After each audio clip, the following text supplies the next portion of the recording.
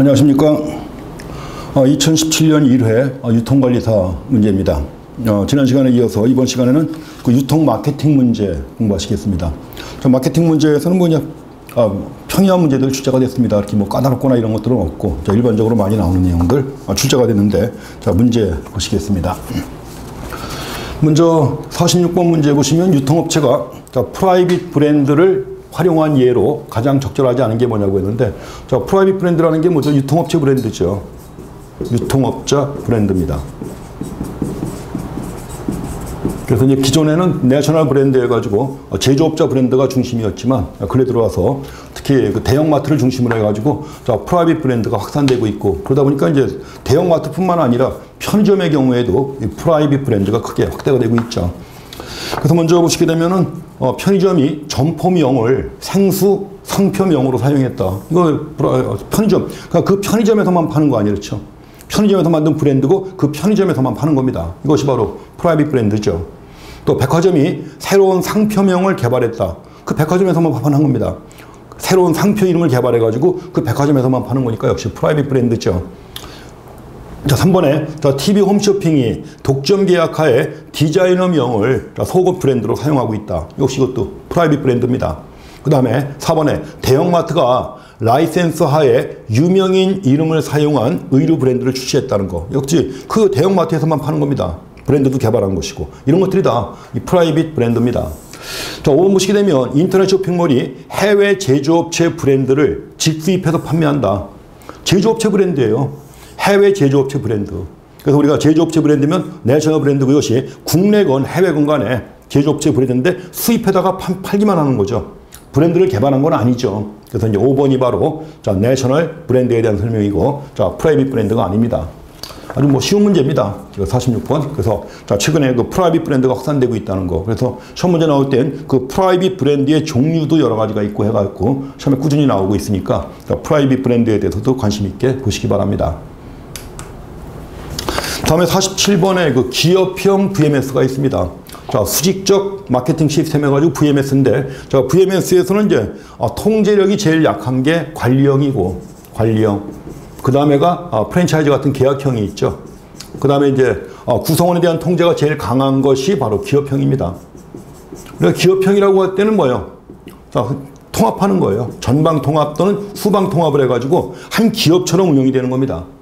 한 기업처럼 운영되는 이런 거 갖다가 기업형 VMS라고 하는 거죠. 그래서 지금 여기 나와 있는 예 중에서 기업형 VMS에 해당하는 것이 뭐냐고 했는데, A번 보시게 되면 A 패스트푸드 매장에서 B사의 콜라를 판매한다. 패스트푸드 매장은 A사 건데, 뭐요? 파는 거죠. 그럼 뭔가요, 이거는? 관리형이죠, 그냥. 관리형입니다. 관리형이고, 물론 이것도 이제 계약을 맺고 한다고 하면 계약형이 되는 겁니다. 그 다음에 이번에 여러 항공사들이 좌석을 공동으로 운영한다. 흔히 뭐 요새 얼라이언스 같은 거 있죠. 그 얼라이언스 해가지고 여러 항공사들이 좌석을 공동으로 운행하는 건데, 협력하는 겁니다. 협력하는 것이고. 그 다음에 3번에 커피 믹스로 유명한 C 제품 회사가 글로벌 커피숍 체인인 D 회사와 제휴해가지고 병 커피를 생산하고 있다는 거. 이것도 역시 뭡니까? 이것도 계약형이죠. 제휴한다고 하는 것은 계약 기반이 아니죠. 계약을 기반으로 하는 것이기 때문에 계약 기반이 되겠습니다. 4번에 닭고기를 생산 가공하는 이사가 닭고기 판매업체의 랩사를 갖다 인수해서 운영하는. 인수했다는 얘기는 뭐예요? 합병했다는 얘기죠. 통합입니다, 이게. 인수했다는 얘기가 바로 통합을 했다는 것이고, 통합해가지고 결국 자회사가 된 거죠. 자회사처럼 해가지고 한 회사가 된 겁니다. 생산, 가공하는 이사하고 판매업체하고 한 회사가 된 거죠, 이제. 그렇게 해갖고 이런 것들이 바로 기업형 VMS가 되겠습니다. 그래서 정답은 4번이고요. 이런 것이고, 그래서 합병을 통해서 또는 인수합병을 통해서 통합한다 하면은 기업형이 되겠습니다. 이거 말고 나머지 관리형, 계약형이 있지만, 그래도 뭐 계약 기반이다 하면 그 계약형입니다, 다. 그래서 계약 기반이다 하면 다 계약형. 이것도 마찬가지로 어떻게 보면 계약형이죠. 계약 기반 하에서 항공사들이 좌석을 공동으로 운영한다. 계약을 맺고서 하는 거니까 계약형입니다. 그래서 사례가 나오는데, 사례가 나온 건 처음입니다. 그동안 여러 가지 그 특징들, 이런 것들 시험에 여러 번 나왔던 거지만, 사례가 이렇게 나온 거는 처음 나온 겁니다. 그렇지만 어쨌든 간에 수직적 마케팅 시스템은 뭐 자주 나오는 거니까, 여기뿐만 아니라 유통물 일반에서도 많이 나오는 거죠. 잘 확인하시기 바랍니다. 48번은 또 역시 수직적 마케팅 시스템 또 나왔습니다. 수직적 마케팅 시스템, VMS죠. VMS의 한 유형인 관리형 경로입니다. 관리형 경로에서 도소매상이 얻을 수 있는 혜택으로 옳지 않은 게 뭐냐고 했습니다.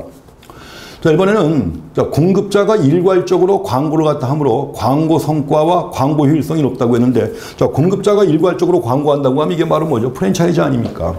프랜차이즈 같은 경우에는 그 프랜차이즈 본부가 광고를 하는 거 아니에요, 그렇죠? 그럼 모든 가맹점이 효과를 얻을 수 있는 거 아니에요. 그래서 1번 같은 경우에 공급자가 일괄적으로 광고한다고 하면 바로 이거 계약형이 되는 겁니다. 계약형이 되는 것이고, 관리형 VMS가 아니다 하는 겁니다. 그 대신 이제 관리형 해가지고 나름대로 이제 서로 협력을 하는 거죠. 협력을 하니까 상품의 적기, 정량 확보가 가능하다는 거 맞죠? 그 다음에 상품 구색 계획과 조정에 대해서 조언을 받을 수가 있습니다. 경로 리더로부터. 관리형의 경우에도 경로 리더로부터 뭔가 이제 얻을 수 있으니까 같이 협력을 하는 거 아니에요, 그렇죠? 그래서 이렇게 해갖고 경로 리더라든가 아니면 다른 경로 구성으로부터 조언을 받을 수가 있습니다. 4번에 필요한 재고량 예측의 정확성도 높아질 수가 있죠. 높아질 수 있고, 주문 기능을 공급자에게 이동시킵니다. 그래서 비용이 절감될 수도 있다는 거. 그래서 2번, 3번, 4번, 5번 같은 경우가 관리형 경로에서 얻을 수 있는 혜택이 되겠고, 1번은 계약형의 경우가 되겠습니다. 48번 문제, 그렇게 해서 한번 체크해 주시고요. 이렇게 해서 각각의 관리형과 계약형과 그 다음에 기업형의 장단점, 이런 것들이 또 시험 문제 나오니까 꾸준히 나오고 있는 겁니다. 그 다음에 49번 문제입니다. 재고 투자 수익률에 대한 설명으로 가장 옳지 않은 게 뭐냐고 했습니다. 재고 투자 수익률 해가지고 GMROI라고 합니다. 그래서 여기서 Gross Margin Return on Inventory예요. 인벤터리 인베스트먼트. 그러니까 인벤터리 인베스트먼트 해가지고 재고 투자죠. 그 재고 투자에 대한 수익을 얘기하는 겁니다. 그래서 ROI인데, GMROI 해가지고 의미한다는 거 맞습니다. 원래 수익률 하게 되면 뭐죠? 수익률 하게 되면 투자액에 대한 수익 비율이에요. 그러니까 상품의 총이익을, 여기서 재고 투자 수익이니까 뭐예요? 평균 재고로 나누는 겁니다. 그러니까 상품의 총이익을 그 상품의 평균 재고. 평균 재고 구할 때는 어떻게 하는 거죠? 평균 재고는 기초 재고 더하기 기말 재고 한 다음에 기말 재고 해가지고 이걸 둘로 나누는 겁니다. 이렇게 해서 평균 재고 구합니다. 그래서 평균 재고 금액으로 나눈 값이 바로 재고 투자 수익률이다. 그 다음에 3번에 평균 재고 금액은 재고 금액이니까 뭐예요? 매입 원가, 소매 가격 또는 시장 가격을 사용해서 계산합니다. 매입 원가를 이용하기도 하고 소매 가격이나 시장 가격을 사용해 가지고 평균 재고를 구하기도 합니다. 맞고요. 4번에 상품의 재고 회전율보다 총 마진율이 재고 투자 수익률에 미치는 영향이 더 크다고 했는데 그럼 그렇지 않죠. 이거는 4번이 잘못됐습니다. 우리가 그 재고 투자 수익률 관련해 가지고 GMROI는 평균 재고분의 수익이에요. 평균 재고분의 수익. 그래서 우리가 그 GMROI 구하게 되면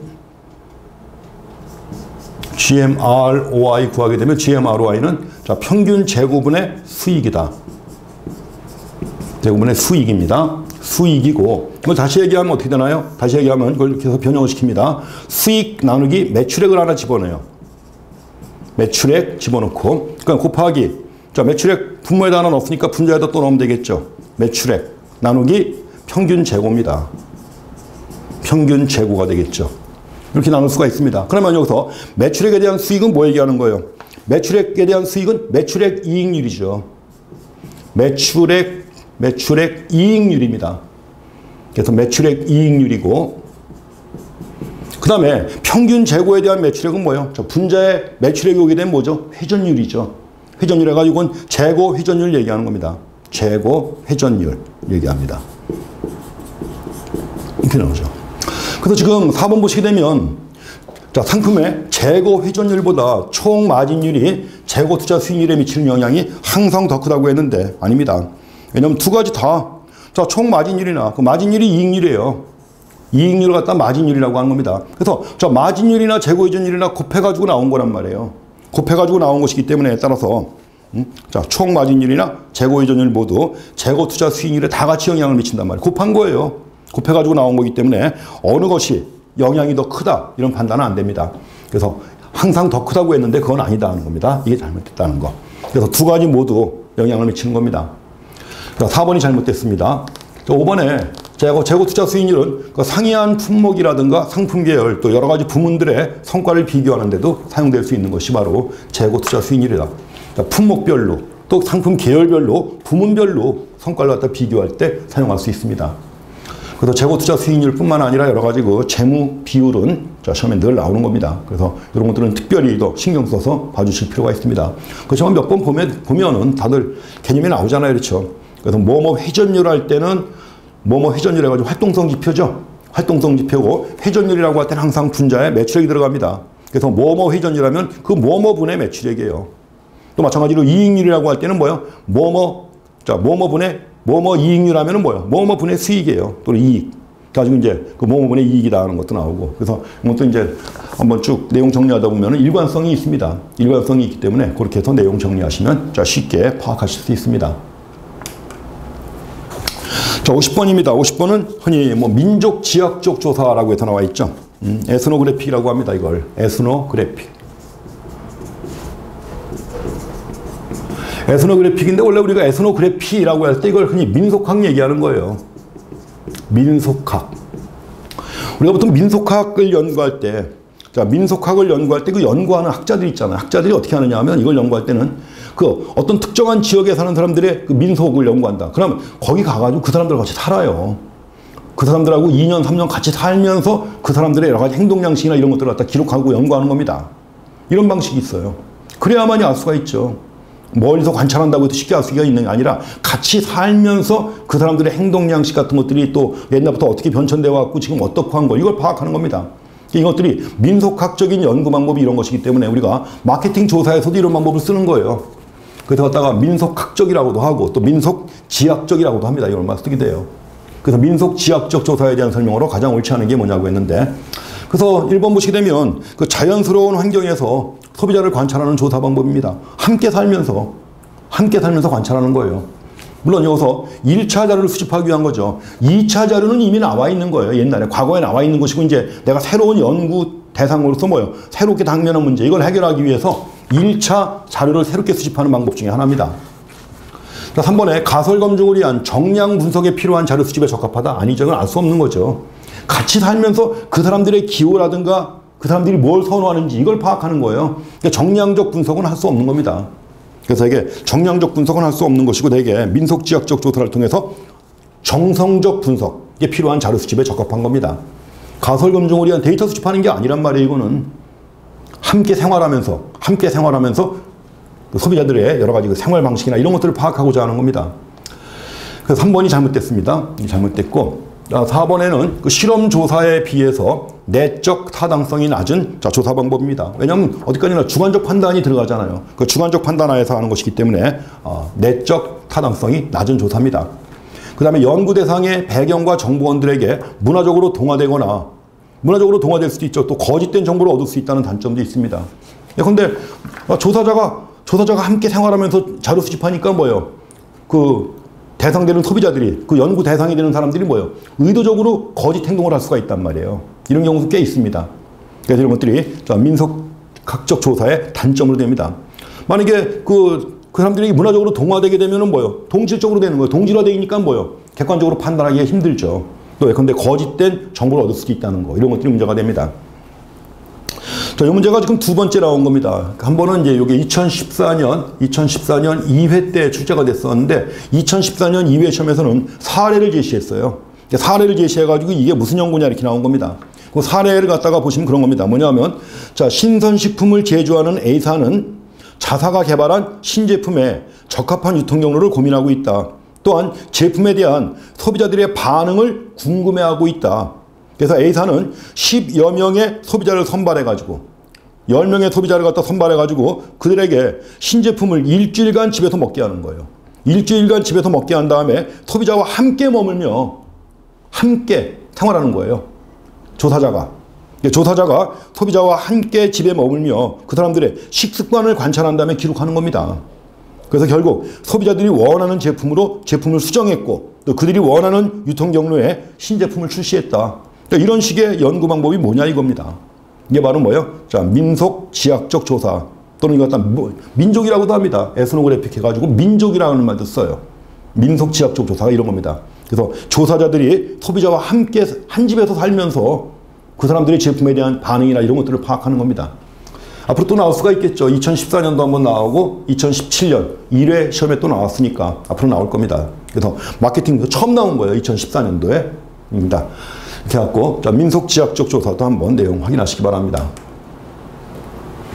다음에 51번 문제입니다. 원가 가산 가격결정법을 사용하여 이렇게 나왔는데 사실은 이 말은 잘못된 겁니다. 말은 잘못된 거예요. 그러니까 출제자가 실수한 겁니다. 어쨌든 간에 원가 가산, 원래 원가 가산은 어떻게 하는 거예요? 원가에다가 마진 더해가지고 원가 더하기 적정한 마진 더한 다음에 가격을 정하는 거 아니에요. 그래서 가격을 결정하는 소매점이 있다. 근데 어떤 상품의 매출 상품 원가가 12만 원이고 순매출은 15만 원이었다. 그럼 이제 단위당 매출 상품 원가가 100원인 상품에 대해서 이 소매점이 책정한 가격은 얼마냐 그랬습니다. 자, 어떤 상품의 매출 상품 원가가 12만 원이에요. 12만 원. 매출 상품 원가가 12만 원인데 단위당은 뭐예요? 한 개당이죠. 한 개당 매출 상품 원가가 100원이다. 그러면 판매량이 얼마라는 얘기입니까? 판매량은 매출 상품 원가 12만 원 나누기 단위당 100원 아니에요. 100원이니까는 판매량이 얼마예요? 판매량은 1200개가 되는 거죠. 1200개. 그래서 그 1200개고 그러면 자, 이 상품에 대해서 소매점이 책정한 가격은 얼마냐 그랬는데 소매점이 책정한 가격은 어떻게 되는 거예요? 순매출액 나누기 판매량이죠. 그래서 이제 여기서 순매출액이 얼마예요? 순매출액은 15만 원 아니에요. 15만 원이니까는 자, 가격은 매출액 나누기 매출액 15만 원 나누기 판매량이 얼마예요? 1200개란 말이에요. 1200개. 이렇게 구하는 거예요. 이렇게 구하게 되면 얼마입니까? 이게 125원이 나오는 거죠. 매출 상품 원가라고 했는데 원가라는 말이 여기서 어떤 의미로 쓰인 거예요? 가격이란 얘기죠. 가격이란 얘기지. 원가라고 하는 게 여기서 얘기하는 우리가 흔히 가격을 정할 때 원가라는 게 뭐예요? 그 제품을 생산할 때 들어간 비용 얘기하는 거 아니에요. 아니면 구입한 금액 얘기하는 거죠. 그래서 이건 원가 가산 방법이 아닙니다. 마진을 적당하게 붙여갖고 하는 것이지. 그래서 어쨌든 간에 뭐 이렇게 제목에 이렇게 나와 있는데 어쨌든 간에 계산 문제로 나온 건데 아주 단순합니다. 그래서 이렇게 해갖고 가격이 얼마냐 하는 문제 125원인데 뭐 계산 문제 아닌 자 그런 계산 문제입니다. 뭐처럼 아주 실수를 금치 못하는 이런 문제가 한번 나온 건데 어쨌든 간에 그래서 뭐 답을 쉽게 찾을 수 있으면 좋은 거죠. 그래서 51번은 자 125원이 답이 되겠습니다.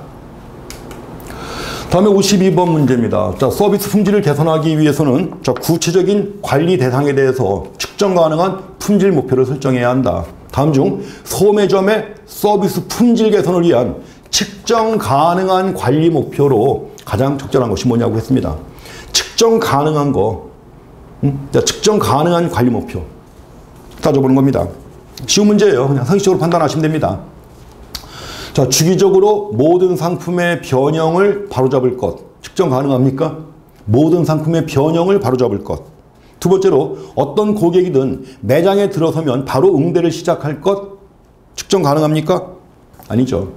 자, 새로 입고된 모든 상품은 하역장 도착 후 24시간 안에 기준이 있잖아요. 기준이 있죠. 객관적 기준이 있죠. 24시간 안에 진열대에 전시할 것. 자, 객관적 기준이 있으니까 이거는 뭐예요? 측정 가능하죠. 그 다음에 4번에 모든 고객 불평에 대해 긍정적으로 반응할 것 측정할 수 있나요? 긍정적이라는 기준이 뭐예요? 그 다음에 5번에 고객이 구입한 의뢰의 수선을 요구하면 최대한 빨리 수선해 줄 것. 최대한 빨리가 얼마나 되는 거예요? 근데 몇 시간 이내? 뭐 이거 기준이 없잖아요. 근데 기준이 없다면 뭐예요? 측정 가능한 목표가 아닌 겁니다. 근데 이거는 24시간 안에라고 하는 기준이 있기 때문에 이게 바로 측정 가능한 관리 지표입니다. 그렇지만 뭐 설명할 필요도 없는 얘기죠. 다 아시죠? 이런 것들. 자, 그래서 52번 문제도 좀 간단하게 나온 건데 그렇게 보시고요. 다음에 53번입니다. 유통업체 브랜드 꽤 나오네요. 자, 유통업체 브랜드. 자, 프라이빗 브랜드인데, 자, 프라이빗 브랜드의 하나인데, 자, 선도적인 제조업체 브랜드의 상호나 상품 특성 등을 매우 흡사하게 모방한 겁니다. 매우 흡사하게 모방한 브랜드에 해당하는 것이 뭐냐고 했습니다. 이런 걸 뭐라고 해요? 이런 걸 흔히 유사 브랜드라고 하는 겁니다. 원래 우리가 유통업체 브랜드에도 크게 세 가지가 있습니다. 유통업체 브랜드에도 뭐 저가 브랜드가 있고, 그 다음에 모방 브랜드가 있습니다. 모방 브랜드가 있고 또 고품격 프리미엄 브랜드가 있어요. 또 한 가지가 유사 브랜드가 있습니다. 자, 최근에 나오는 유통 관련 교과서에서 이렇게 제시하고 있는 겁니다. 근데 이게 이게 한국만 있는 것이 아니라 원래 프라이빗 브랜드는 유럽이나 미국 같은 경우에 엄청 더 많아요, 한국보다. 그런 나라에서 개발된 소매 경영, 소매 유통 관련된 교과서에서 제시가 되고 있는 겁니다. 그래서 프라이빗 브랜드 또는 스토어 브랜드라고 하는 게 유통업체 브랜드입니다. 유통업체 브랜드를 프라이빗 브랜드라고도 하고, 미국에서는 이걸 스토어 브랜드라고도 합니다. 스토어 브랜드라고 해요. 프라이빗 브랜드 또는 스토어 브랜드 이렇게 얘기를 해요. 그래갖고 이제 저가 브랜드가 제너릭 브랜드가 있고, 모방 브랜드는 모방을 뭐라고 그래요? 카피캣이라고 하는 거죠. 모방 브랜드를 카피캣 브랜드라고 합니다. 고품격 프리미엄 브랜드도 있어요. 고품격 프리미엄 브랜드 해가지고 그냥 프리미엄 브랜드라고 영어로 씁니다. 그 다음에 이제 유사 브랜드가 있다는 거죠.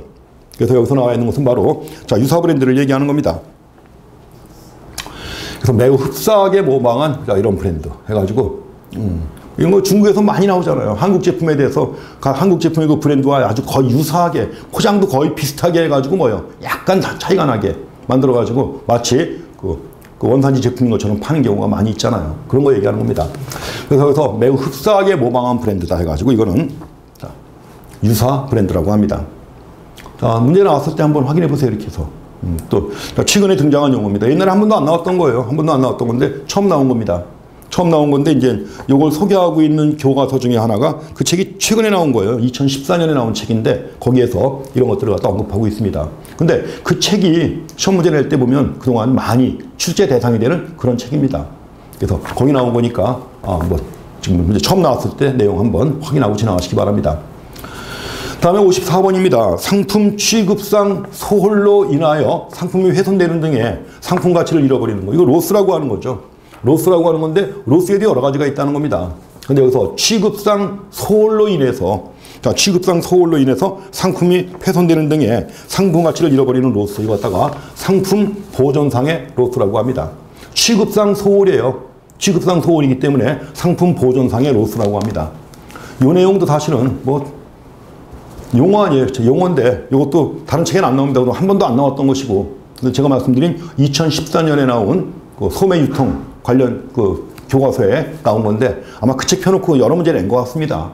그래갖고 거기 같이 나오는 내용이니까 문제 통해서 한번 확인하고 지나가시면 되겠습니다. 자, 다음에 55번 문제입니다. 중간상이 제조업자를 위해서예요.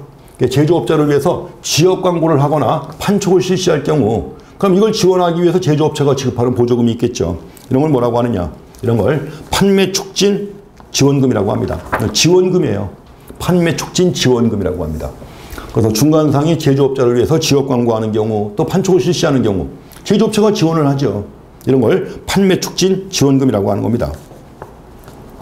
자, 이거 시험에 굉장히 많이 나온 거예요. 판매 촉진 지원금 해가지고 근래에 나온 것만 해도 2016년에도 나왔었고, 그 다음에 2016년에도 3회 때, 1회 때 두 번 나온 겁니다. 그 다음에 2014년에도 한 번 나왔고, 2013년에도 나왔고, 최근에만 4번 출제가 된 겁니다. 자, 판매 촉진 지원금. 그래서 이제 판매 촉진 지원금에도 몇 가지가 있어요. 예전에 나왔던 그 2016년 문제 3회 때하고 1회 때 문제 한번 확인하시면 나옵니다. 그래서 판매 촉진 지원금에도 물량 비례 보조금, 머천다이징 보조금, 리스팅 보조금, 또 재고 보호 보조금, 리베이트 이런 것들이 나오는데 그거에 대한 상세한 내용들까지도 이미 나온 겁니다. 그래서 이전에 기출문제 확인해가지고 여기에 판매 촉진 지원금이라고 되어 있는데 여러 가지 유형이 있으니까 그런 유형들도 꼭 확인하고 지나가셔야 됩니다. 또 나올 겁니다. 자주 나오는 거니까요. 자, 36번 문제 56번입니다. 점포의 이미지를 측정하기 위한 설문이다. 이 설문에 사용된 척도의 유형이 뭐냐 그랬습니다. 그래서 두 가지입니다. 무슨 백화점의 이미지가 어떠냐고, 현대적이다, 오른쪽에는 복고풍이다 해놓고서 각각의 점수를 갖다 부여하는 거예요. 여긴 중립이죠. 어떤 특정한 여기도 아니고 여기도 아니다, 결정할 수 없다는 것이고, 마이너스 1, 마이너스 2 해가지고 이렇게 표시합니다. 그래서 이런 식의 척도 많이 하잖아요. 그렇죠? 이미지를 측정하기 위한 설문으로서. 이런 식의 척도 유형이 뭐냐고 하는 건데, 이것도 이미 2번 시험에 나온 겁니다. 똑같은 문제. 거의 똑같은 문제라도 2번 나온 건데, 이거 갖다가 흔히 어의 차이 척도라고 합니다. 어의 차이 척도.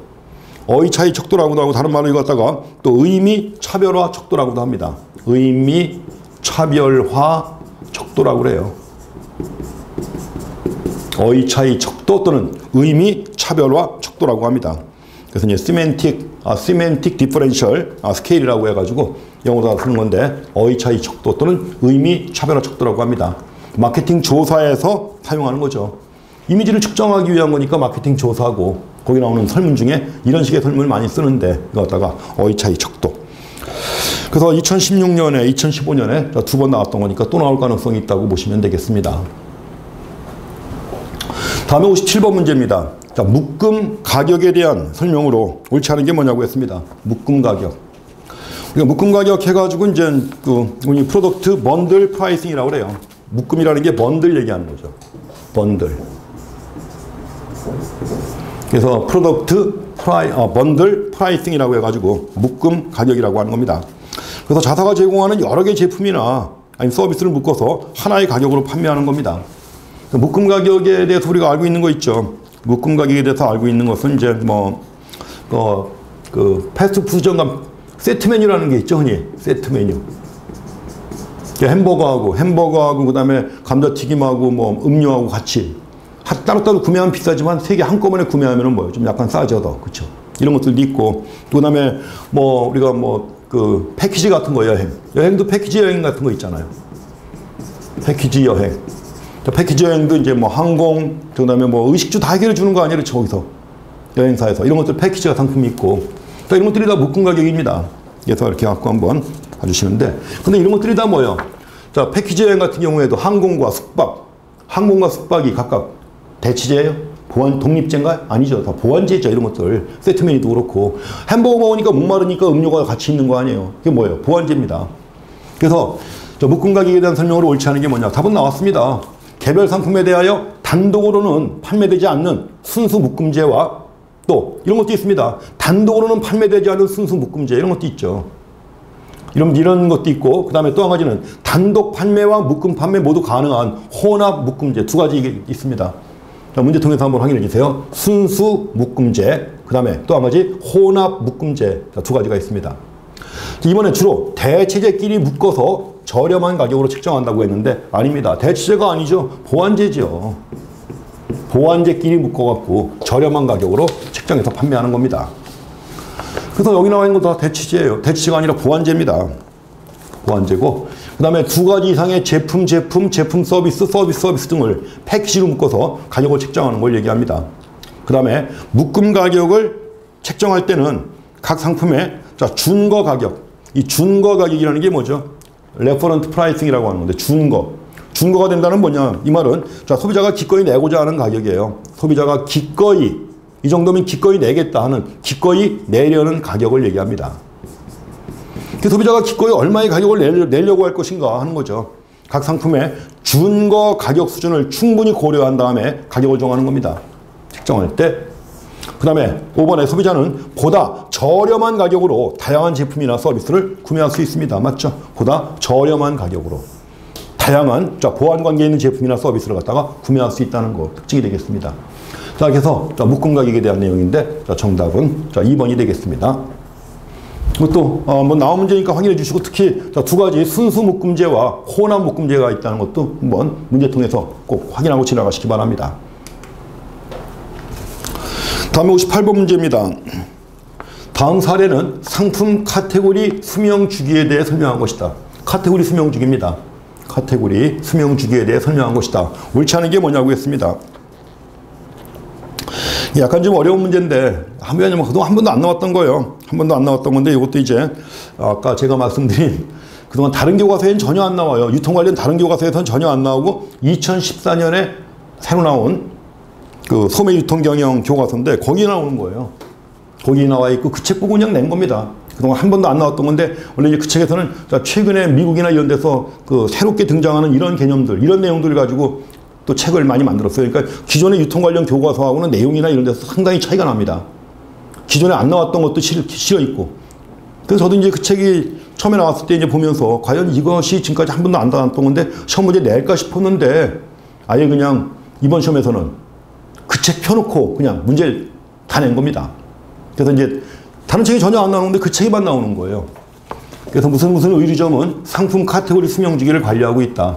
그래가지고 여기서 지금 일시성 상품, 유행성 상품, 지속성 상품, 계절성 상품 구입해놨죠. 네 가지예요.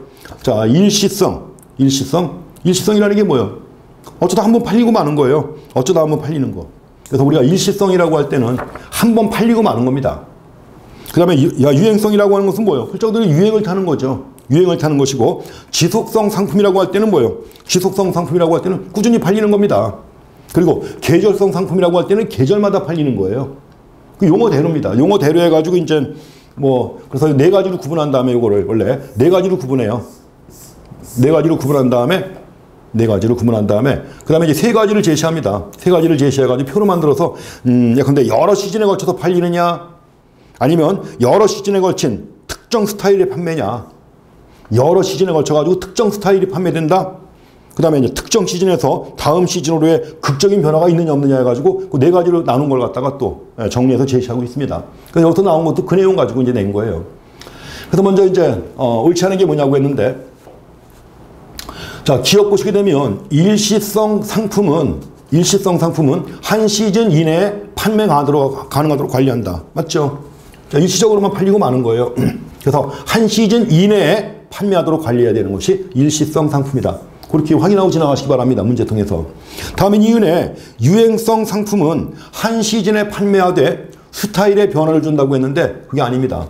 자, 유행성 상품의 경우에는 네 가지로 구분할 때, 유행성 상품의 경우에는, 자, 유행성이라고 하더라도 뭐요? 한 시즌에 판매하는 게 여러 시즌입니다.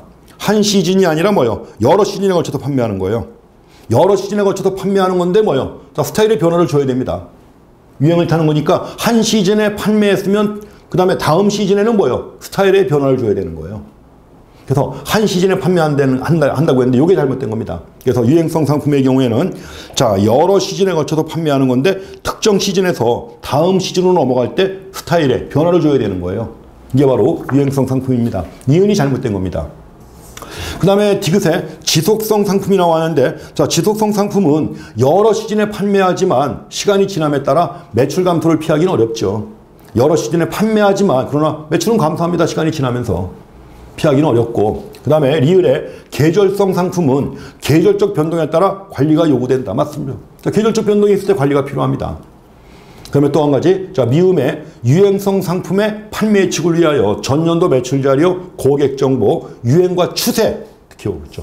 자, 유행과 추세, 그리고 벤더 자료 등을 활용해가지고 관리하는 겁니다.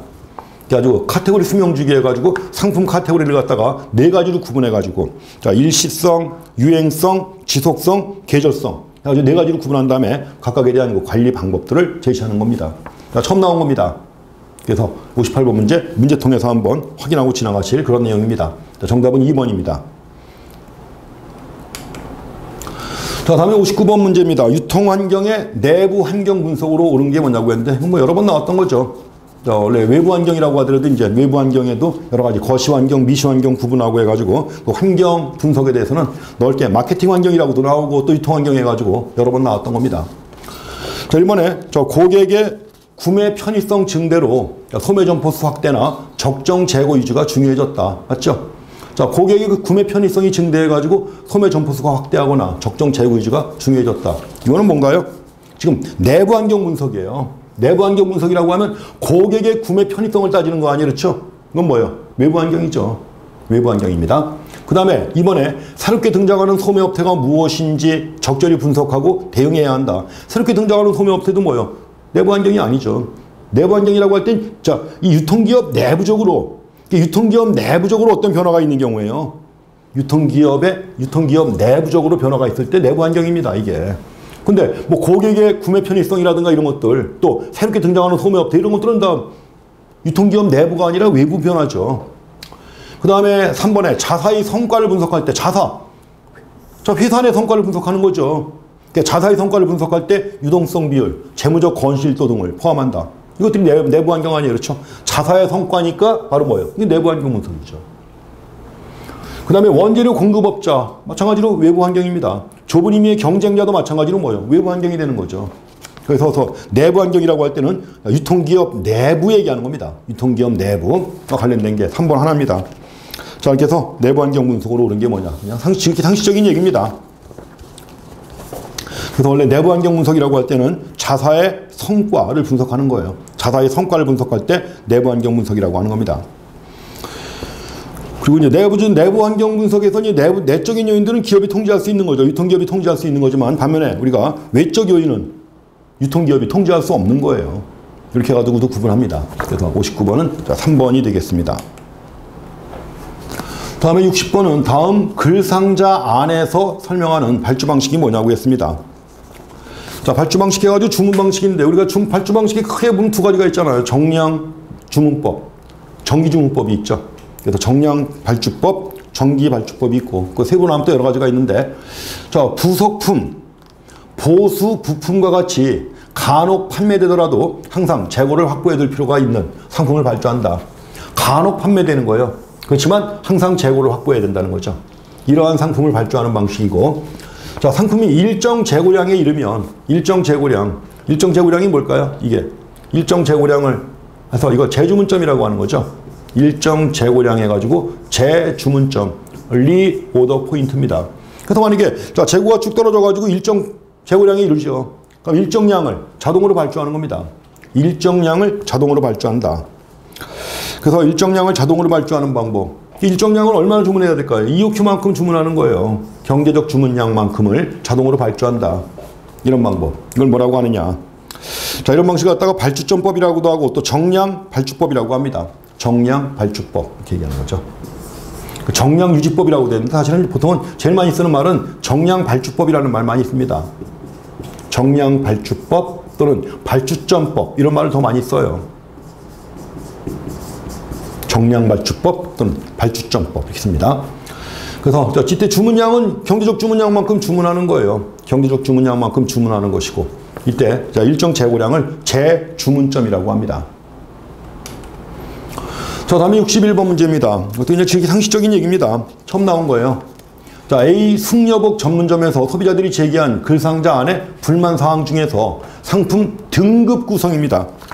상품 등급 구성이에요. 등급 구성에 관련된 불만이라고 볼 수 있는 게 뭐냐고 그랬습니다. 등급이니까 뭐예요? 고급, 고가격 이거 아니에요. 이게 등급이죠. 고급, 고가격 이게 등급입니다. 나머지는 다 뭐예요? 자, 스웨터에 어울리는 스커트가 없다. 액세서리나 스카프 등의 관련 상품이 적다. 전체적으로 유사한 디자인이 너무 많다. 여성복은 다양한데 남성복은 구색이 많이 부족하다. 나머지는 다 뭐에 관련된 겁니까? 이게 나머지는 다 상품 구색 관련된 불만이에요. 구색 관련 불만. 그래서 나머지 네 가지는 그 상품 구색 관련 불만이고 반면에 자, 여기 자, B번 옷이 대부분 고급이고 고가격이다. 내가 사고 싶은 것보다 낮은 가격대 사고 싶은데 그게 없다는 거죠. 이건 그래서 등급 구성에 관련된 불만입니다. 나머지는 상품 구색 관련 불만이다는 거. 자, 이렇게 해서 뭐 차이점 쉽게 파악하실 수 있죠. 물론 처음 나온 겁니다. 이것도 이상하게 1회 시험에 처음 나온 게 많은데 그 이유가 지금까지 잘 안 보고 하던 물론 가끔 나오긴 자주 나왔던 거예요. 그렇지만 이제 그 책 하나만 펴놓고 주로 많이 냈기 때문에 처음 보는 문제들이 꽤 많이 나온 겁니다. 그렇지만 뭐 문제가 크게 어려운 건 아니죠. 그래서 문제 통해서 이런 문제도 나올 수 있다는 걸 확인하고 지나가시기 바랍니다. 자, 다음에 62번에 소매점에서 사용하는 일반적인 상품 분류 기준이라고 보기 어려운 게 뭐냐. 소매점이에요. 소매점에서 사용하는 분류 기준. 한국 표준 산업 분류. 한국 표준 산업 분류는 코리아 스탠다드 인더스트리얼 클래시피케이션 해가지고 KSIC라고 하는 겁니다. 표준 산업 분류에 이게 국제 표준 산업 분류가 있습니다. ISIC라고 하는 국제 표준 산업 분류표가 있어갖고 여기서 산업을 갖다 분류하는 거예요. 크게 대분류에 21개 산업이 있고 21개 이런 식으로 해가지고 분류하는 건데 이게 소매점하고는 아무 관련이 없죠. 이건 국가적으로 쓰는 거예요. 국가적으로. 표준 산업 분류표라고 하는 게 국가적인 차원에서 산업을 갖다 분류하는 겁니다. 소매점에서 상품을 갖다 분류할 때 아무 의미가 없죠.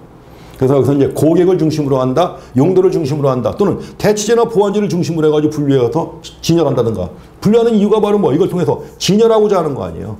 진열에 활용하는 것이기 때문에 따라서 고객을 중심으로 해서 근데 어린이 고객들 아니면 이런 것들, 그 다음에 이제 남자 고객, 여자 고객들. 자, 용도를 중심으로 한 분류도 있겠죠. 대치제나 보완제를 중심으로 하는 경우도 있고 소비 패턴을 중심으로 해서 분류할 수도 있고 이런 것들은 소매점에서 사용할 수 있지만 표준 산업 분류표를 중심으로 한 분류는 자, 국가적인 차원에서 분류할 때 쓰는 겁니다. 전혀 관련이 없는 거죠.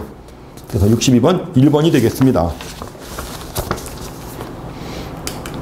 다음에 63번 문제는 이전에도 몇 번 나왔던 겁니다. 다음 글상자 안의 내용들을 특징으로 갖는 백화점의 매입 방식이 뭐냐는 거죠. 백화점의 매입 방식. 자, 재고부담은 거래 당사자가 재고부담이 있습니다. 거래 조건은 매출 발생액에 해당하는 수수료를 공제한 납품금액이에요. 매출 발생액에 해당하는 수수료를 공제한 납품금액. 그 매출액은 백화점 매출로 산정합니다. 흔히 이런 식의 매입 방식을 뭐라고 하느냐. 이런 식의 매입 방식을 특정 매입 또는 특약 매입이라고 합니다. 특정 매입 또는 특약 매입이에요. 자, 백화점이 재고부담이 없어요. 이거 특정 매입하는 경우에 백화점은 뭐예요? 백화점에 재고부담이 없어요. 백화점에 재고부담이 없다. 왜냐면 물건이 안 팔리죠. 물건이 안 팔리면 공급자가 그냥 가져가는 거예요. 안 팔리면 공급자가 가져가니까 재고부담은 백화점이 지지 않는 겁니다. 그래서 백화점이 재고부담을 안지 않고 거래선 또는 협력업체에 떠맡기는 방식의 일종의 형식적인 조건부 매입에 해당하는 겁니다. 이렇게 해가지고 원래 그 백화점의 매입 형태를 갖다가 네 가지로 구분해요. 이것도 2015년에 나온 그 교과서가 있는데 거기서도 언급하는 겁니다. 백화점의 매입 방식을 갖다가 특정, 원래 한 가지가 이제 직매입도 하나 있고, 첫 번째 직매입이 있고, 그 다음에 두 번째로 특정 매입이 있습니다. 특정 매입 또는 특약 매입이 있고, 임대갑이 있고, 임대의리 있습니다. 네 가지로 구분해요. 그래서 백화점의 매입 방식을 갖다가 크게 네 가지로 구분해가지고 거기에 대한 내용들을 갖다가 이제 책에다가 제시해놨는데 시험 문제 낸 겁니다. 그래서 요 얘기는 이제 네 가지로 구분해서 나오는 것은 사실은 처음 나온 거나 마찬가지예요. 이거는 처음 나온 거나 마찬가지인데 이것도 어떤 아까 말씀드린 교과서 말고 또 다른 교과서가 하나 있는데 거기에만 나오는 내용이에요. 근데 이걸 한번 또 이렇게 출제한 겁니다. 그래서 보통 그 2017년 1회에 출제한 사람은 가급적이면 그동안 많이 냈던 건 안 내려고 이렇게 해서 시험 문제를 낸 것 같습니다. 그래서 그동안 많이 안 나왔던 것이 집중적으로 포함되어 있는데 뭐 내용이 크게 어려운 건 아니지만 그래도 또 나올 수 있는 그런 책에서 나온 거니까 한번 문제통에서 꼭 한 번씩은 꼭 확인하고 지나가시기 바랍니다. 다음에 64번 문제는 다음 사례 내용 중 상품 라인의 확장입니다. 그 상품 라인의 확장에 따른 문제점을 진단한 것으로 옳지 않은 게 뭐냐고 했습니다. 자, 상품 라인의 확장에 따른 문제점 나왔습니다. 그 라인 확장이라고 그래, 라인 확장. 그래서 밥솥 생산업체 A사는 상품 라인 확장을 고민하며 이에 따른 문제점을 예상해 보았다. 라인 확장을 고민하면서 이에 따른 문제점을 예상해 본 겁니다. 자, 첫 번째는 라인별 생산량이 낮아지게 되면 과거에는 한 가지만 만들었기 때문에 뭐예요? 한 가지만 만들었기 때문에 대량 생산해가지고 비용을 절감할 수가 있었죠. 근데 이제 라인 확장을 하게 되면 라인별 생산량은 낮아져요. 낮아지니까 뭐예요? 비용이, 생산비가, 그러니까 한 개당 생산비가 높아질 수 있겠죠. 이 문제 생각해 볼 수 있는 겁니다. 그래서 라인별 생산량이 낮아지기 때문에 단위당 생산비가 높아질 수 있다는 겁니다. 또 한 가지는 라인 확장을 하게 되면 소매점의 진열 면적을 확보하기가 어려워질 수도 있죠. 지금까지 진열 면적을 확보해서 뭐 두 가지 라인이 있어갖고 했는데 라인 확장을 하게 되면 또 다른 라인이 생겨나면 뭐 그것도 진열을 해야죠. 그래서 진열 면적을 확보하기가 어려워질 수 있다. 자, 선택폭이 넓어져서 고객들이 정보 탐색에 어려움을 겪지만, 자, 선택폭이 넓어져요. 선택폭이 넓어지게 되면 이거 일당에 바람직하다고 볼 수가 있지만 고객들이 정보 탐색에 어려움을 갖다가 겪는데, 그렇다고 해서 구매를 연기하거나 포기할 확률은 낮아진다? 아닙니다. 선택장애가 생길 수 있죠, 이럴 때 보통. 그래서 구매를 연기하거나 포기할 확률, 이거 높아지는 겁니다. 그래서 이럴 때 흔히 선택장애가 발생할 수 있단 말이에요. 선택장애가 발생할 수 있고, 그래서 라인 확장을 하게 되면 소비자에게 혼란을 일으킨단 말이에요. 혼란을 일으켜가지고 구매를 연기하거나 포기할 확률 또한 높아진다는 겁니다. 그 다음에 이제 품절 가능성이 높아져서 재고 관리가 어려워질 수 있다. 또 자기 잠식의 문제가 발생할 수 있다. 기존에 라인 중에 어떤 거 특정한 거 사려고 했던 사람이 뭐예요? 이거 안 사고 이거 사는 거니까 이건 안 팔릴 거 아니에요. 자기 잠식이죠. 이런 문제도 발생할 수 있다는 겁니다. 그래서 라인 확장해가지고 이제 보통 기존 제품의 범주 내에서 새로운 디자인을 출시한다거나 아니면 새로운 컬러라든가 새로운 패키지라든가 해가지고 기존 라인을 갖다가 좀 충원하는 이런 방식이 바로 라인 확장이라고 하는 겁니다. 라인 확장에 대해서는 그동안 시험에 몇 번 나왔습니다. 이거는 원래 그 필립 코틀러가 쓴 마케팅 관리의 원리 책에서도 언급되는 것이고, 코틀러의 교과서에도 나오는 것이고, 뭐 다른 국내 마케팅 교과서에서도 다 나오는 얘기 중에 하나예요. 그래서 가장 마케팅에서 일반적인 내용 중에 하나다 하는 겁니다. 다음에 65번 문제 보시면 촉진 믹스를 개발할 때 고려해야 될 요인에 대한 설명으로 옳지 않은 게 뭐냐고 했습니다. 자, 촉진 믹스 해가지고 프로모션 믹스죠. 프로모션 믹스고, 우리가 이제 프로모션 믹스라고 할 때는 기본적으로 네 가지가 있잖아요. 촉진 믹스에 포함되는 믹스인데 뭘 믹스예요? 자, 광고가 있고요. 그 다음에 홍보가 있고, 홍보 또는 PR이 있죠. PR이 있고, 그 다음에 또 한 가지가 인적 판매가 있고요. 그 다음에 판매 촉진이 있습니다. 판촉. 네 가지가 있죠. 그래서 촉진 믹스를 개발할 때 고려해야 될 요인에 대한 설명으로 옳지 않은 게 뭐냐고 했습니다. 1번에 산업재를 판매하는 기업은 일반적으로 다른 촉진 방법보다는 인적 판매에 더 많은 촉진 비용을 지출합니다. 그 산업재의 경우에는 보통 영업사원을 많이 활용하잖아요. 그러니까 영업사원을 많이 활용하기 때문에 자, 다른 촉진 방법보다는 인적 판매에 더 많은 촉진 비용을 지출합니다. 일반적인 경우에요. 2번에 자, 소비재를 판매하는 기업은 일반적으로 소비재 팔 때는 광고, 판매 촉진, 인적 판매, PR 순으로 촉진 비용을 지출하는 경향이 높다. 맞습니다. 광고가 제일 많이 들어가요. 소비재의 경우. 그다음에 두 번째 판매 촉진, 그 다음에 인적 판매, PR 순서로 촉진 비용을 지출하는 경향이 높다는 겁니다. 다음에 3번에 흔히 이럴 때 나올 때 많이 나오는 것 중에 푸시냐 풀이냐 하는 거 참 잘 나오죠. 되게 시험 문제 나올 때 푸시 풀 나오면 요걸 틀리게 만드는 경우가 제일 많아요. 이걸 바꿔놓고서. 그래서 여기서도 자, 푸시 전략은 유통업자가 최종 소비자에게 촉진 활동을 한다. 자, 유통업자가 최종 소비자에게 촉진 활동을 하는 건 뭐예요? 최종 소비자에게 촉진 활동을 해야만 소비자가 살아올 거 아니에요. 이게 바로 뭐예요? 이건 풀 전략이죠. 항상 소비자로부터 요구가 있어갖고 파는 경우에 이게 풀이란 말이에요. 그래서 유통업자가 최종 소비자에게 촉진 활동을 하는 것은 자, 풀 전략입니다. 반면에 풀 전략은 제조업자가 유통업자에게 인적 판매 등을 수행하는 것을 말한다. 이건 바로 뭐예요? 이게 바로 푸시 방식이죠. 제조업자가 유통업자 하게 되면 푸시 방식이고, 유통업자가 최종 소비자에게 하면은 바로 풀 전략이라고 하는 겁니다. 자, 풀 푸시가 바뀌었습니다. 3번이 잘못된 겁니다. 다음에 4번에 구매자가 인지와 지식 단계일 경우, 인지하고 그 다음에 지식 단계일 경우에는 광고가 중요합니다. 그 다음에 선호나 확신 단계로 가면 자, 인지나 또 거기에 대해서 이제 알려고 하는 단계 있죠. 이럴 때는 광고가 중요합니다. 반면에 소비자가 선호하거나 구매에 대한 확신을 갖다 가진 거예요. 확신을 갖다 가진 다음에는 뭐예요? 인적 판매가 더 중요하다는 거. 이것도 확인하고 가시기 바랍니다. 자, 인지와 지식 단계일 때는 광고가 중요하다. 그 다음에 선호나 확신 단계로 가면 인적 판매가 더 중요해진다는 거 확인하시고요. 그 다음에 5번에 제품 수명 주기가 도입기 단계일 경우, 도입기 단계일 때 광고와 PR이 인지도 향상에 효과적이고, 자, 샘플과 같은 판매 촉진은 자, 초기 시험 구매 단계에 유용하다는 거 같습니다. 자, 이렇게 해서 촉진 믹스와 관련해 가지고 또 뭐 흔히 나오던 문제는 아닙니다. 그렇지만 문제 통해서 한번 확인해 주시죠. 어쨌든 간에 마케팅에서 촉진이 포함되는 거, 촉진 믹스가 포함돼 가지고 똑같은 문제는 아니지만 뭐 자주 나왔던 겁니다. 확인하시기 바랍니다.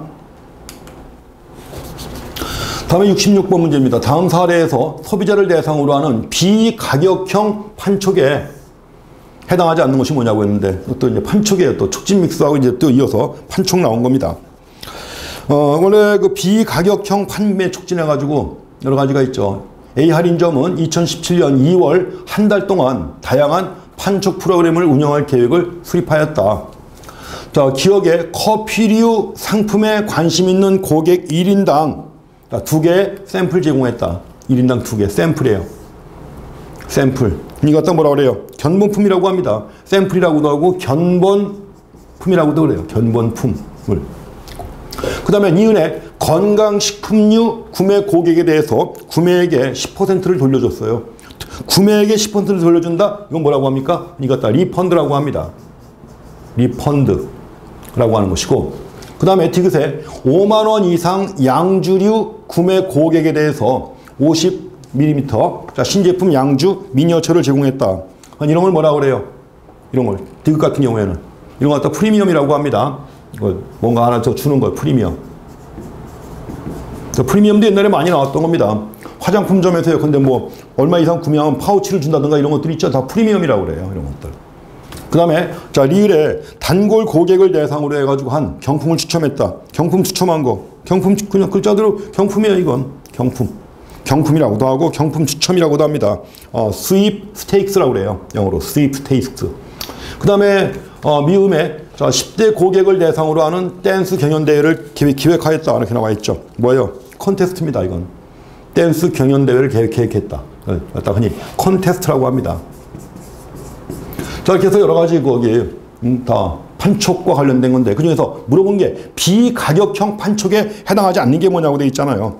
비가격 판촉에 해당하지 않는 거 이거죠. 자, 구매액의 10% 준 거 있죠. 이건 가격형이죠. 구매 금액의 10%를 돌려준 거예요. 그만큼 싸게 구매한 거 아니에요. 다른 거 뭐 더 준다든가 행사를 해가지고 했지만 이거는 금액을 싸게 해준 거니까 뭐예요? 이건 가격형입니다. 그래서 리펀드는 가격형. 나머지는 비가격형입니다. 자, 이렇게 해가지고 이제 과거의 시험 문제에서는 이제 사례를 제시한 다음에 그 사례 하나마다 이게 판촉 중에서 뭐냐 이런 문제가 나왔었지만 이렇게 해갖고 여러 가지 제시한 다음에 크게 가격형 판촉과 비가격형 판촉을 갖다가 이제 구분해가지고 제시한 문제는 뭐, 사실은 처음 나온 거나 마찬가지입니다. 이런 유형의 문제는 처음 나온 거예요. 또 원래, 근래 국내에서 번역돼서 나온 그 마케팅 교과서 중에 솔로몬의 마케팅이라는 게 있어요. 솔로몬의 마케팅. 책 이름, 저자가 솔로몬이에요. 책 저자가 솔로몬인데, 그래서 이제 솔로몬이 쓴 솔로몬의 마케팅이다 해가지고, 새로 번역돼서 나온 책이에요. 근데 그 책에서 이걸 언급하고 있습니다. 이렇게 해갖고. 문제 통해서 한번 역시 확인하고 지나가실 내용 중에 하나입니다. 다음에 67번 문제는 과일이나 야채와 같은 상품들을 매대나 바구니 등에 쌓아놓는 방법으로 고객에게 저렴하다는 인식을 줄 수 있습니다. 그 저렴하다는 인식을 주니까 당연히 뭐예요? 충동구매를 유발할 수가 있겠죠. 이렇게 해가지고 저가격과 저마진 상품에 어울리는 진열 방법 이런 걸 뭐라고 그래요? 그냥 쌓아놓는 거예요. 쌓아놓는 거 뭐라고 그러니까 이거 벌크라고 하죠. 쌓아놓을 때 이런 걸 벌크. 화물도 그렇잖아요. 그냥 쌓아서 운반하는 화물을 벌크 화물이라고 하죠. 벌크에 해당하는 겁니다. 그래서 벌크 진열이라고 합니다. 이런 걸. 나머지 뭐 전진 입체 진열, 박스 커트 진열이 있죠. 박스에 들어있는 거 갖다 박스를 위에만 잘라내고서 그냥 박스째 진열하는 것도 있고. 근데 여기서 얘기하는 건 벌크 진열입니다. 나머지 진열도 다 처음에 언급됐던 겁니다. 뭐 진열에 대해서 뭐 매번 나오는 건 아니지만 그래도 꾸준하게 출제가 되고 있는 거니까 여러 가지 그 진열 방식에 대해서도 여러 가지 방식들 꼭 우리 기본서에도 나와 있는데 그런 것들 한번 잘 체크해서 보시기 바랍니다. 다음에 68번은 최근 소매상이 직면한 환경 변화의 내용 뭐 다 아시는 거죠. 다 겪고 있는 거니까. 그래서 최근 소매상이 직면한 환경 변화의 내용으로 옳지 않은 게 뭐냐고 했습니다. 1번에 모바일 및 소셜미디어 중심의 옴니 채널이 확대가 되고 있다는 거 이거 잘 보시기 바랍니다. 이게 바로 O2O가 확대가 되면서 옴니 채널도 나온 거예요. 오프라인과 온라인이 그냥 융합돼 가지고 동시에 활용되는 겁니다. 그래서 저 오프라인에서 상품을 갖다가 검색한 다음에 구매는 온라인으로 구매하고 오프라인 매장에서 상품을 갖다 본 다음에 구매는 온라인에서 해요. 온라인과 오프라인이 같이 결합되는 겁니다. 옴니 채널 잘 확인하시기 바랍니다. 그 다음에 이번에 고마진 저회전 추구 소매상과 또 저마진 고회전 추구 소매상으로 양극화 현상이 심해지고 있다. 고마진 저회전은 뭐예요? 백화점이죠. 백화점이고 저마진 고회전은 어디예요? 대형마트입니다. 저마진 고회전. 대형마트죠. 또는 슈퍼마켓이라든가 이런 것들. 그래서 양극화 현상이 심해지고 있습니다. 자, 3번에 소매상들이 점점 유통업체 브랜드, 프라이빗 브랜드가 크게 확산되고 있다는 것도 말씀을 드려야죠. 브랜드가 점점 확대가 되고 있다는 거. 자, 4번에 패키지 소비상품 경로에서 제조업체들이 파워를 강화하고 있다. 파워가 지금 언제 넘어갔습니까? 유통업체에 넘어간 지 오래됐죠. 그래서 패키지 소비상품 경로에서도 유통업체들이 파워를 강화하고 있습니다. 자, 편의성과 점포 포지셔닝의 중요성이 증가하고 있다고 했는데 맞죠? 편의성 점점 중요하고 또 점포 포지셔닝이 그만큼 중요합니다. 그래서 최근에 소매상이 직면한 환경 변화 아닌 것은 4번이 되겠습니다. 다음에 69번에서는 아래에 빈 칸에 들어갈 용어로 올바르게 짝지어진 것이 뭐냐고 했습니다. 자, 품목 구성에서 결정해야 될 중요한 사항으로 우선 검토해야 할 것이 뭐하고 뭐냐 이런 거 나와 있죠. 뭐하고 뭐냐 나왔는데 그럼 이제 그 기억에 들어가는 게 뭐예요? 최저 가격에서부터 최고 가격까지의 폭을 의미하는 거예요. 자, 최저 가격부터 최고 가격까지의 폭을 갖다 의미하는 게 뭐예요? 이건 프라이스 존을 얘기하는 거죠. 그래서 1번은 이건 폭을 얘기하는 것은 프라이스 존입니다. 존 얘기하는 것이고 그 다음에 그래서 취급 가격의 범위예요. 존. 반면에 뭐는 중점을 두는 가격에 봉우리를 지칭한다고 했는데 그 중점을 두는 가격에 봉우리를 갖다가 프라이스 라인이라고 합니다. 프라이스 라인. 그래서 프라이스 존과 프라이스 라인의 개념 문제 통해서 확인하고 지나가시기 바랍니다. 자, 품목 구성에서 결정해야 할 중요한 사항으로 프라이스 존과 프라이스 라인을 설정해야 한다. 자, 프라이스 존은 최고 가격으로부터 최고 가격까지의 폭을 의미하는 것이니까 취급 가격의 범위를 얘기합니다. 반면에 프라이스 라인은 중점을 두는 가격의 봉우리를 지칭한다는 거. 문제통에서 꼭 확인하시기 바랍니다. 다음에 70번입니다. 소비재 시장에서 주로 사용하는 세분화 변수 중에서, 그 세분화 변수 아주 잘 나오죠? 많이 나왔던 겁니다. 자, 세분화 변수 중에서 자, 행동적 변수. 자, 심리적 변수하고 행동적 변수 많이 구분하잖아요. 그래서 여기서 행동적 변수에 해당하지 않는 게 뭐냐고 했습니다. 자, 가족 생애 주기는 뭐예요? 이건 인구 통계적 변수죠. 가족 생애 주기는 인구 통계적 변수입니다. 나머지 이제 그 행동적 변수에 속하는 게 뭐예요? 사용률, 사용 상황, 추구하는 편익, 충성도 수준. 자, 이런 것들이 바로 구매 행동 변수에 포함되는 겁니다. 그리고 이것과 함께 또 주의해야 될 것 중에 하나가 이제 자, 심리 분석적 변수도 잘 나오죠. 여러 가지 그 심리 분석적 변수 구분하는 문제 여러 번 나왔던 겁니다. 적 변수.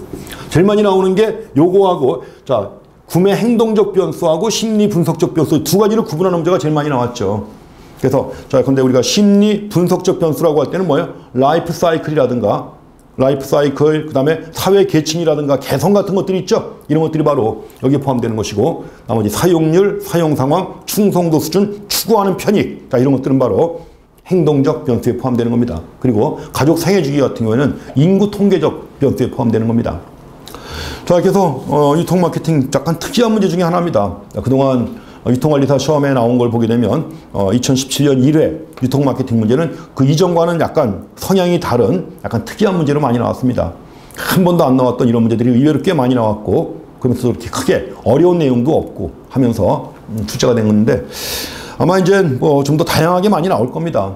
그래서 그 새롭게 교과서도 몇 개 나왔고 하니까 자, 그런 다양한 특히 이제 현실의 바탕을 둔 자, 그런 교과서 내용들을 참고해가지고 좀 다양하게 문제가 또 나올 거라고 예상합니다. 내용들 잘 정리하셔서 자, 준비하시는 점에서 꼭 합격하시기 바랍니다. 자, 수고했습니다.